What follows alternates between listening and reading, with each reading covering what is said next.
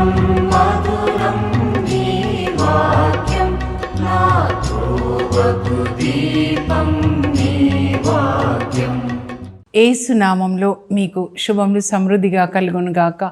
మధురం నీ వాక్యం అనే కార్యక్రమానికి స్వాగతం. ఈరోజు మనం క్రీస్తు సంఘపు తండ్రులు అనే అంశం 4వ భాగం ధ్యానించుకుందామండి. The fathers of the church episode 4. మధురం మధురం నీ వాక్యం, నా త్రోవకు దీపం నీ వాక్యం. ఈరోజు ఐరేనియస్ గారిని గురించి మనం ధ్యానించుకుందాము. సెయింట్ ఐరేనియస్, ఈయనని the father of the Catholic theology అని అంటారండి. కథోలిక వేదాంత పితామహుడు అంటారండి. ఆయన అంటే చాలా బుక్స్ రాస్తారనమాట ఈ థియాలజీ మీద.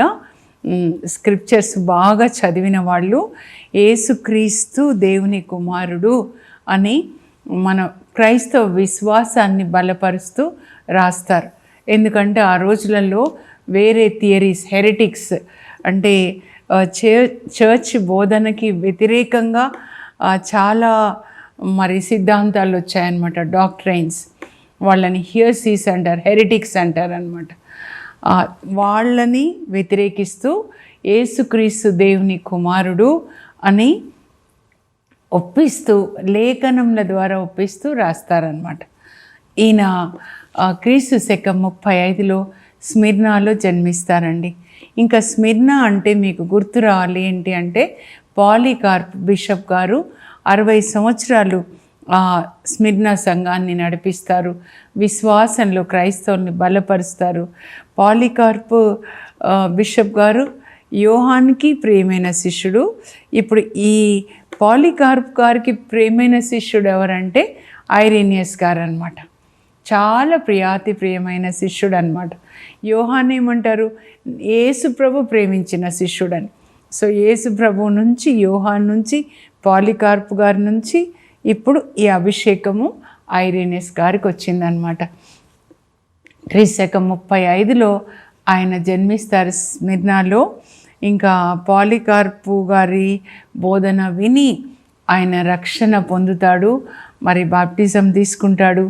అలాగే పాలికార్ప్ గారి చేతుల మీద గురు పట్టాభిషేకాన్ని కూడా పొందుతాడు.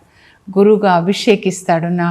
నా అభిషేకం అంతా నీ మీదికి రావాలి అని ప్రార్థించుంటాడు. The mantle which came upon me through John now come upon this Irenaeus. అలా మనం చదువుకోవాలండి, అప్పుడు అర్థమవుతుంది. యోహాను, తర్వాత పాలికార్ప్ బిషప్ గారు, నెక్స్ట్ ఇప్పుడు ఐరేనియస్ గారు అనమాట. సో వీళ్ళని, ఈ పాలికార్ప్ బిషప్ గారిని, తర్వాత ఇగ్నేషియస్ ఆఫ్ యాంటియోక్, వీళ్ళని అపాస్టలిక్ లీడర్స్ అంటారంటే the leaders of the church taught by the apostles. ఇప్పుడు వీళ్ళని ఏమంటారంటే ద చర్చ్ లీడర్స్ అంటారనమాట. అపాస్టలిక్ ఫాదర్స్ నుంచి మరి యేసుక్రీస్తు బోధనని పొందిన వాళ్ళని ద చర్చ్ ఫాదర్స్, క్రీస్తు సంఘపు తండ్రులు అంటారనమాట. ఇప్పుడు ఐరేనియస్ గారు పాలికార్ప్ బిషప్ గారి శిష్యుడు. ఆయన బోధన వల్ల రక్షణ పొంది ఆయనని మరి గురువుగా అభిషేకిస్తారు. ఆ తర్వాత ఆయనని ఫ్రాన్స్ దేశంలో లియోన్స్ అనే పట్టణానికి సేవ కొరకు పంపిస్తారు. అక్కడ ఉన్న బిషప్ గారు ఫాంతెనూస్ అనే బిషప్ గారు అనమాట. ఆ బిషప్ గారికి అసిస్టెంట్గా పంపిస్తారనమాట. సో అక్కడ బిషప్ గారు కూడా చాలా అగ్ని అభిషేకాన్ని కలిగి ఉంటారండి. క్రీస్తు శకం 177లో మళ్ళా హింస, చాలా క్రైస్తవుని హింసించే టైం అన్నమాట అది. ఆ టైంలో ఏం చేస్తారంటే, ఈ లియోన్స్ పట్టణం ప్రక్కనే గాల్ పట్టణం, సిటీస్ అన్నమాట ఇవి ఫ్రాన్స్లో. ఇక్కడ క్రైస్తవుల్ని ఎట్లా హింసిస్తున్నారంటే, వాళ్ళని బంధించి ఫాదర్స్ని, తర్వాత బిషప్ గారిని, విశ్వాసుల్ని కూడా బంధించి చెరసాల్లో పెడతారండి. ఫాదర్స్ని అందరినీ కూడా చెరసాల్లో పెడుతుంటే చూడండి ఎంత విశ్వాసమో ఫాదర్లలో చూడండి అప్పట్లో. ఇంకా ఈయన యంగ్ ప్రీస్ట్, అప్పుడే ప్రీస్ట్ అయ్యి అక్కడికి పంపించారు కదండి. అప్పుడు ఫాదర్లు మేనేజ్ చేసి దేవుని కృపని బట్టి పాపుగారి దగ్గరికి పంపిస్తారనమాట రోమ్లో. ఎట్లా మరి క్రైస్తవుల్ని హింసిస్తున్నాడు చక్రవర్తి, వాళ్ళని చెరసాల్లో పెట్టేశాడు, గురువులని, విశ్వాసులని, బిషప్ గారిని. అందువల్ల విశ్వాసులు మరి చెల్లా చెదరైపోతున్నారనమాట. ఆయన పెట్టే హింసకి వాళ్ళ ఆ సంఘంలో రావడానికి, కూడి ప్రార్థన చేయడానికి, సంఘ ఆరాధనకి కూడా వాళ్ళు రాకుండా చెల్లా చెదరైపోతున్నారని ఇక్కడ పాపు గారికి ఇన్ఫర్మేషన్ ఇవ్వడానికి వస్తారనమాట. తర్వాత మరలా తిరిగి అక్కడికి లియోన్స్కి ఈయన వెళ్తారు. ఆయన వెళ్ళేసరికి బిషప్ గారిని చంపేస్తారండి. గురువులని చాలామందిని చంపుతారు, విశ్వాసులను కూడా చంపుతారు. ఆ విశ్వాసులో ఒక అమ్మాయి సెయింట్ బ్లాండినా, దేవుని కృప ఉంటే నేను మీతో పంచుకుంటాను, ఎలా అమ్మాయిని హింసించి చంపుతారనమాట అక్కడ లియోన్స్లో. ఇంకా తనలో ఎంత అగ్నిని దేవుడు రగిలిస్తారంటే, పాలికార్పు బిషప్ గారిని ఎలా చంపారు చూడండి. ఆ అగ్ని అంతా కూడా ఈయనలోకి వచ్చేస్తుంది అనమాట. పాలికార్ప్ బిషప్ గారిని చంపింది క్రీస్తు 155. ఇప్పుడు 177, 178 ఈయన తిరిగి వచ్చేసరికి ఇక్కడ బిషప్ గారిని చంపేశారు కదా. కనుక ఇప్పుడు మళ్ళీ అక్కడి నుంచి పాపు గారు ఈయనని అక్కడ లియోన్స్ బిషప్గా అపాయింట్ చేస్తారు. క్రీస్తు 178లో అండి. 24 సంవత్సరాలు ఆయన బిషప్గా ఎలా పనిచేస్తారంటే, ఇంకా పాలికార్ప్ బిషప్ గారి అభిషేకం అన్నమాట ఈయనకి 2 అంతలుగా వస్తుందండి. అగ్ని అభిషేకంతో ఆయన సువార్త బోధిస్తుంటే చెదరిపోయిన క్రైస్తవులంతా మళ్ళీ తిరిగి సంఘాల్లో ఆరాధన ప్రారంభిస్తారు.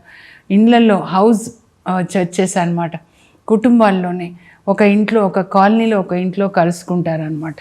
దేని కొరకు మీరు భయపడుతున్నారు? మన కొరకు ప్రాణాలు అర్పించిన క్రీస్తు కొరకు మనం జీవించాలి. మీరు ఎవరికి భయపడొద్దు, ఏ చక్రవర్తికి భయపడొద్దు.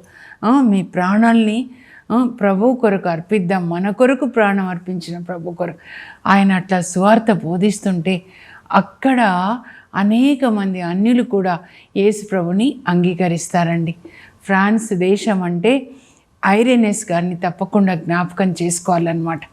ఆయన అగ్ని అభిషేకంతో సువార్త బోధిస్తుంటే వింటున్న వాళ్ళలో అగ్ని రగులుకొని అనేక మంది, ఈయన 24 సంవత్సరాలు బిషప్గా ఉన్నప్పుడు అనేక మంది యేసు ప్రభుని అంగీకరిస్తారంటండి.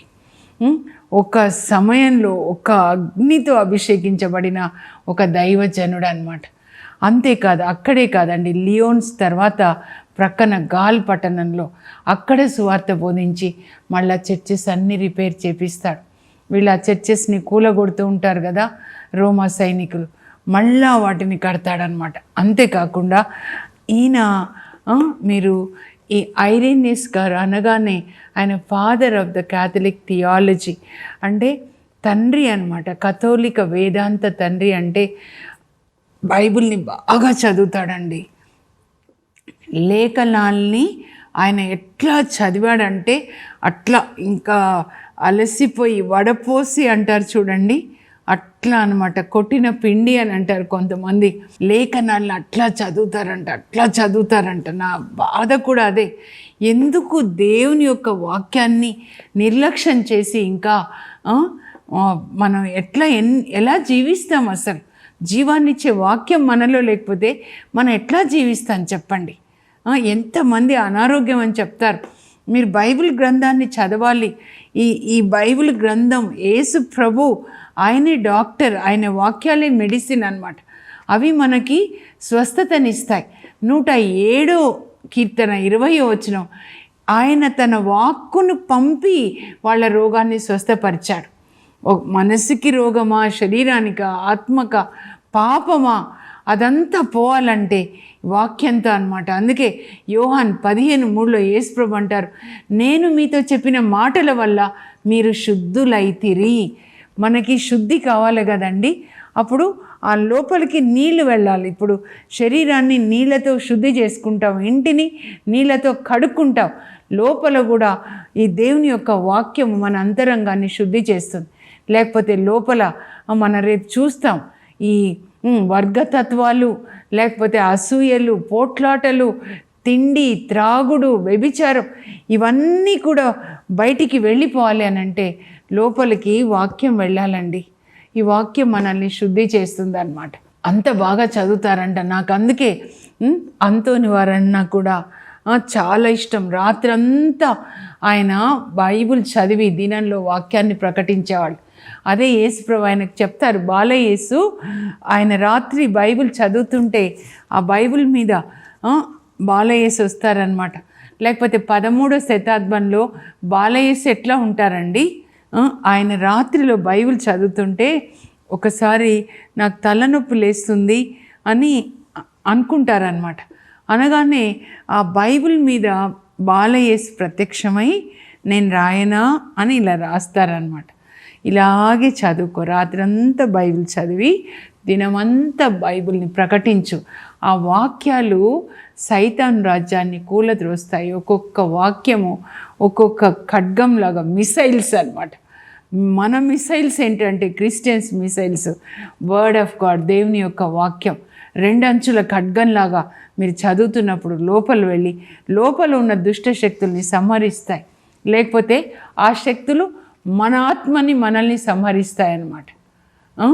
యుద్ధం చెయ్యాలి. ఎట్లా ఇప్పుడు ఇజ్రాయెల్ ప్రజలు యుద్ధం చేస్తున్నారు చూడండి. మనమే ఇప్పుడు న్యూ టెస్టమెంట్ ఇజ్రాయెల్ ప్రజలు వాక్యంతో యుద్ధం చేయాలి. అలా బైబిల్ని అట్లా చదివాడంటండి. అందుకే నాకు చాలా ఇష్టం అనిపించింది అనమాట. ఐరేనస్ గారు అంటే అట్లా పెంచుతారనమాట. పాలికార్పు గారు అలా పెంచారు. యోహాన్ పాలికార్పు గారిని అలా పెంచారు. యేసు ప్రభు తన శిష్యుల్ని అలా పెంచారు. ఆయన వాక్యంలోనే పెంచారు కనుక వాళ్ళు వాక్యాన్నే లోకానికి అందించారు. మనం కూడా దాన్నే లోకానికి అందించాలన్నమాట. ఇంకా ఆ రోజులలో చెప్పాను కదండి, చాలా వేరే వేరే గ్రీక్ సిద్ధాంతాలు. ఈయన కూడా గ్రీక్ కదా, అక్కడ స్మిర్నాలో పుడతాడు. ఆయన లాంగ్వేజ్ మదర్ టంగ్ గ్రీక్ అనమాట.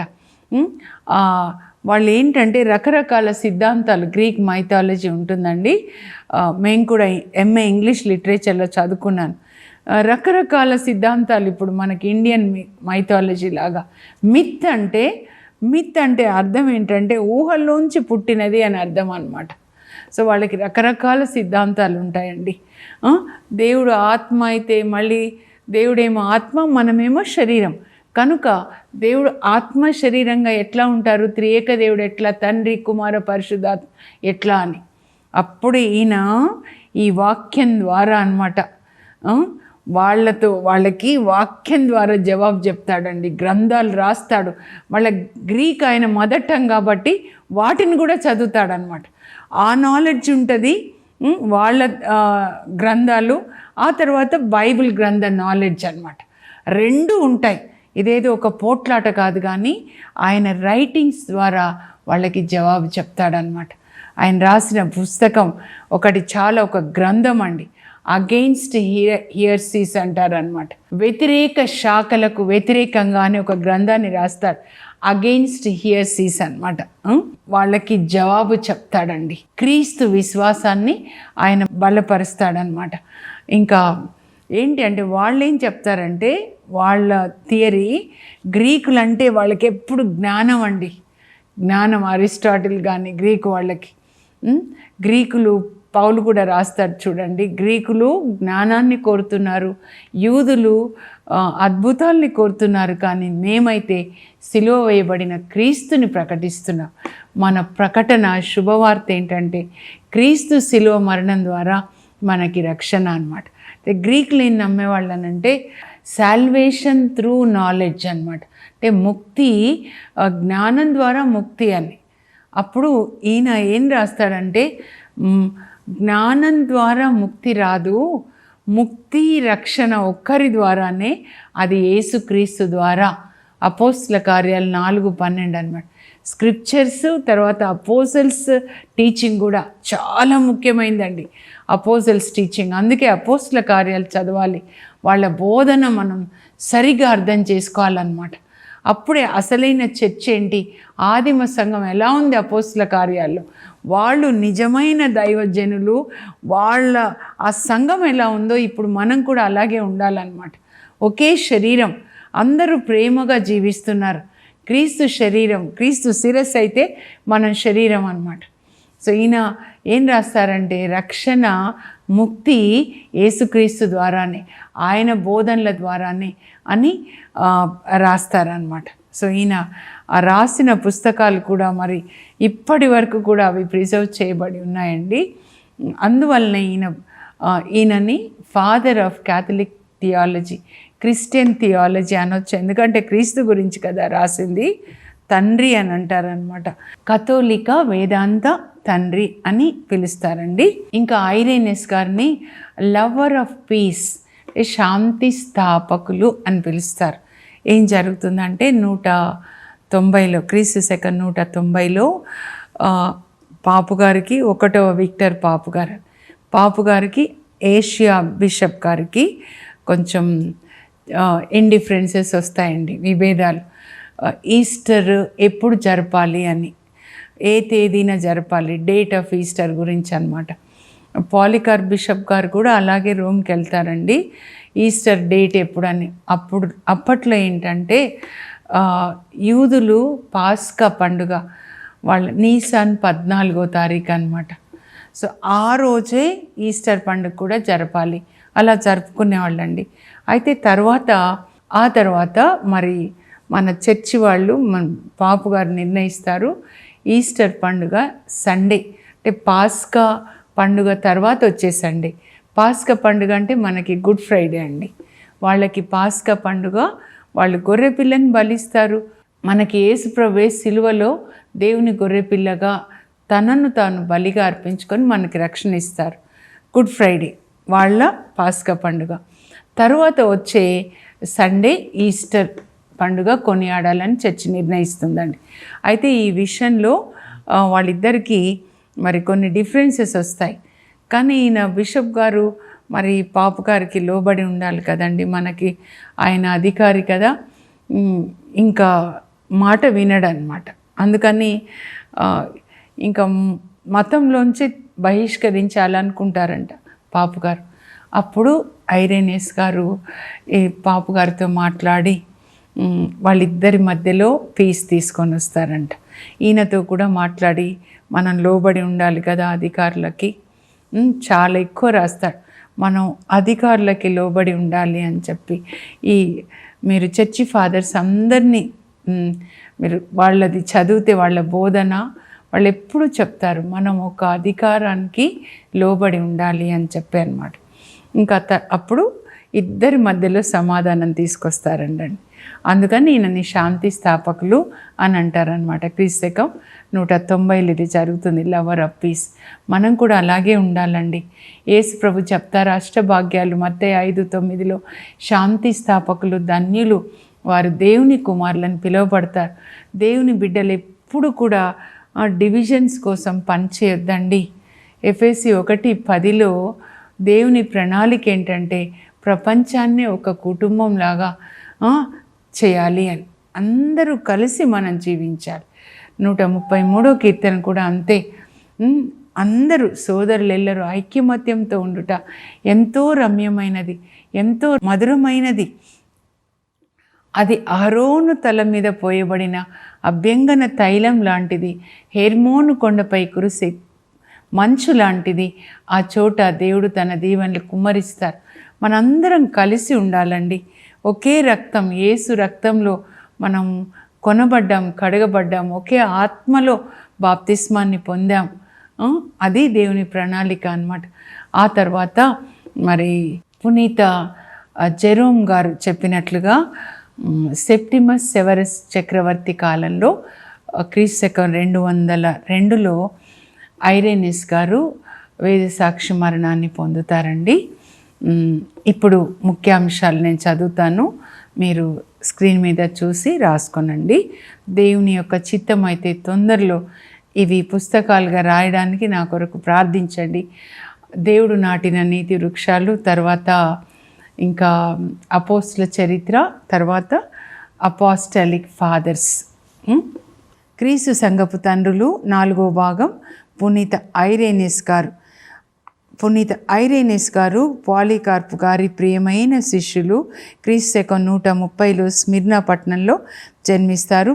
పాలికార్పు గారి చేతుల మీదుగా గురు పట్టాభిషిక్తులై ఫ్రాన్స్ దేశంలోని లియోన్స్ పట్టణంనకు సువార్త బోధించుటకు పంపబడతారు. బిషప్ ఫాంతెనుస్ గారికి సహాయ గురువుగా పనిచేయటకు. క్రీస్తు శకం 177లో మార్కస్ ఆరీలియస్ చక్రవర్తి క్రైస్తవులను క్రూరంగా హింసించాడు. ఫలితంగా లియోన్స్ నగరంలో క్రైస్తవులు చెల్లాచెదరయ్యారు.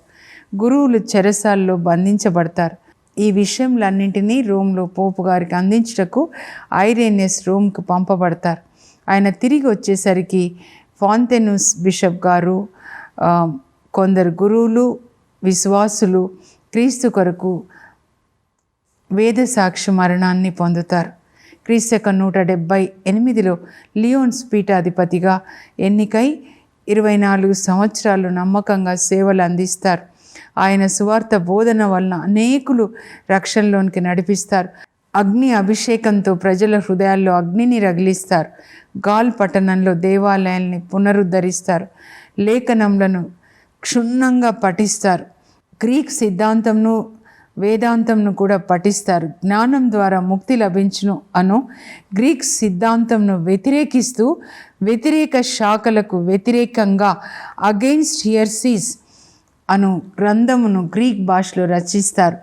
జ్ఞానము కాదు ముక్తిని ప్రసాదించినది క్రీస్తు బోధనలు యుగయుగములకు ముక్తినిస్తాయి అంటూ క్రీస్తునందే ముక్తి రక్షణ అని లోకమునకు చాటి చెప్పిన క్రీస్తు సంఘపు తండ్రి ఐరేనియస్ గారు. ముఖ్యంగా ఐరేనియస్ గారు తన వేదాంత గ్రంథ రచనల ద్వారా సుప్రసిద్ధికి ఎక్కుతారు. కనుక ఆయనను కథోలిక వేదాంత పితామహుడు, ఫాదర్ ఆఫ్ క్యాథలిక్ థియాలజీ అని పిలుస్తారు. ఐరేనియస్ గారిని శాంతి స్థాపకులు అని పిలుస్తారండి. క్రీస్తు శకం 190లో 1వ విక్టర్ పాప్ గారికి ఆసియా బిషప్ గారికి ఈస్టర్ పండుగ తేదీ విషయంలో విభేదాలు తలెత్తుతాయి. పాపు గారు ఆసియా బిషప్ గారిని మత బహిష్కరణ చేయకుండానట్లు బలంగా సిఫారసు చేసి వారిద్దరినీ సమాధానపరిచి శాంతి స్థాపకుడు, లవర్ ఆఫ్ పీస్గా పేరు తెచ్చుకుంటారు. ఐరేనియస్ అను పేరునకు శాంతి అని అర్థం. పదవులు హోదాల కొరకు ప్రాకులాడవద్దు, అధికారులకు లోబడి ఉండు అంటూ అనేక కరపత్రములు రాస్తాడు. Irenaeus is chiefly known for his remarkable writings. Having studied the scriptures exhaustively and mastered both Greek and Oriental philosophies, he was able to set forth heretics, obstudies, and to refute their claims by the scriptures. He is known for his book Against Heresies, which is the treasure of the church forever. పునీత Jerome గారు చెప్పిన ప్రకారం సెప్టిమస్ సెవరస్ చక్రవర్తి కాలంలో క్రీస్తు శకం 202లో Irenaeus గారు వేద సాక్షి మరణాన్ని పొందుతారు. శ్రీసభ ఐరేనియస్ గారి పండుగను జూన్ 28న కొనియాడుతుంది.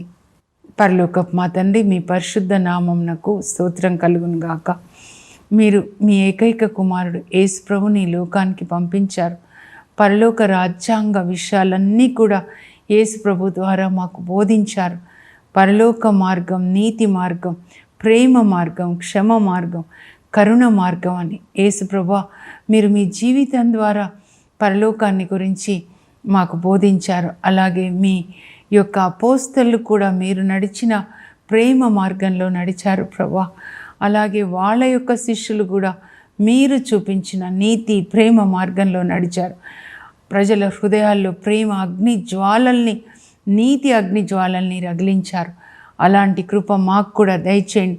వాళ్ళు నడిచిన మార్గంలో నడవడానికి మాకు కూడా పరిశుద్ధాత్మను దయచేయండి. యేసు నామంలో అడుగుచున్నాం తండ్రి, ఆమెన్. మన అపాస్టాలిక్ ఫాదర్స్, చర్చి ఫాదర్స్ చూపించిన ఆ నీతి ప్రేమ మార్గంలో నడుద్దాం. God bless you. Have a blessed day.